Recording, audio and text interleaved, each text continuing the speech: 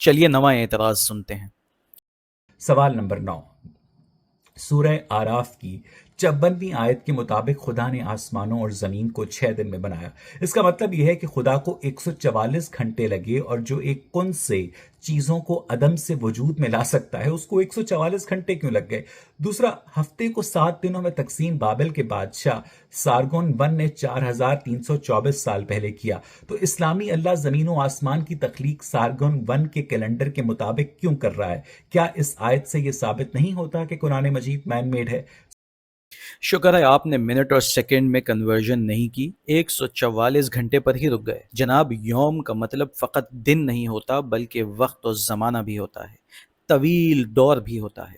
اب آپ بچوں کی طرح یہ نہیں کہہ دیجیے گا کہ جب مسلمانوں کا دل چاہتا ہے تو یوم کا مطلب دن لے لیتے ہیں اور جب دل چاہتا ہے تو ادوار۔ جناب، لفظ کے معنی کے تعین کے لیے سیاق و سباق ضروری ہے۔ مثال کے طور پہ کہیں لکھا ہو ابن الیوم، تو آپ کے مطابق ابن کا معنی بیٹا اور یوم کا معنی دن ہے، تو ابن الیوم کا معنی ہوگا دن کا بیٹا۔ لیکن اویس صاحب، اس کا معنی زمانہ ساز ہوا کرتا ہے۔ یوں ہی کہیں لکھا ہو ایام العرب، تو آپ تو اس کے معنی لیں گے عرب کے دن، لیکن اس کا مطلب ہوتا ہے عربوں کی مشہور جنگیں۔ بس تھوڑی سی محنت کرنی ضروری ہے، کچھ ڈکشنریز دیکھ لیتے، اور آسان سی بات ہے کہ جب ابھی زمین و آسمان کی تخلیق ہی نہیں ہوئی، ابھی جب سورج اور چاند کا وجود ہی نہیں ہے، تو اس یوم سے آپ نے 24 گھنٹے کا دن کیسے نکال لیا؟ دیکھیے اللہ تعالیٰ سورہ حج میں ارشاد فرماتا ہے، اور تمہارے رب کے ہاں ایک دن 1000 سال کی طرح ہے۔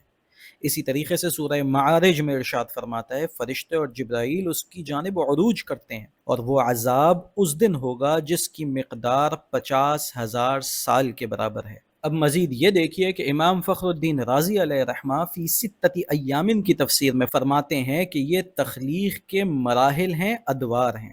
اور سنا ہے کہ آپ کو وہ روایت بھی بہت پسند ہے جو صحیح مسلم میں درج ہے اور آپ نے دلیل کے طور پہ پیش کی ہے کہ اللہ تعالیٰ نے مٹی کو ہفتے کے روز پیدا کیا، اس میں پہاڑوں کو اتوار کے دن رکھا، درخت پیر والے دن پیدا کیے، وغیرہ وغیرہ۔ لیکن یاد رکھیں کہ کسی روایت کا بخاری اور مسلم میں ہونا کافی نہیں ہوتا۔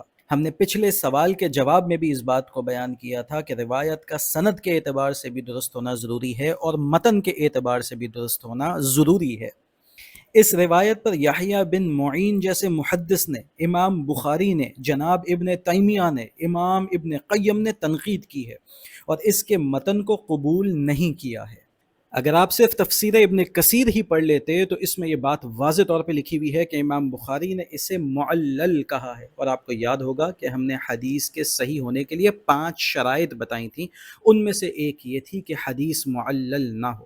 بعض حضرات کا یہ کہنا ہے کہ حضرت ابو ہریرہ رضی اللہ تعالیٰ عنہ کی حضرت کعب احبار سے روایت صحیح ہے، لیکن محدثین نے اسے بھی معلل قرار دیا ہے۔ بعض محدثین نے اس روایت کو اسرائیلیات میں بھی شمار کیا ہے۔ تو جو روایت اصول محدثین پر پوری ہی نہیں اترتی، اسے آپ دلیل کے طور پہ پیش کیسے کر سکتے ہیں؟ باقی رہا آپ کا یہ کہنا کہ جو خدا کن سے تخلیق کر سکتا ہے اسے 6 دن کیوں لگ گئے، تو جناب اگر خدا ایک دم تخلیق کر دیتا تو پھر آپ کہتے کہ اس نے ایک دم کیوں کر دیا؟ ہمیں تو کچھ سمجھ میں ہی نہ آیا کہ یہ کائنات میں ہوا کیا ہے۔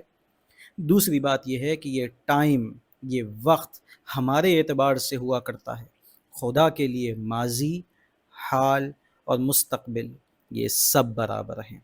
ملتے ہیں اگلے اعتراض کے جواب کے ساتھ۔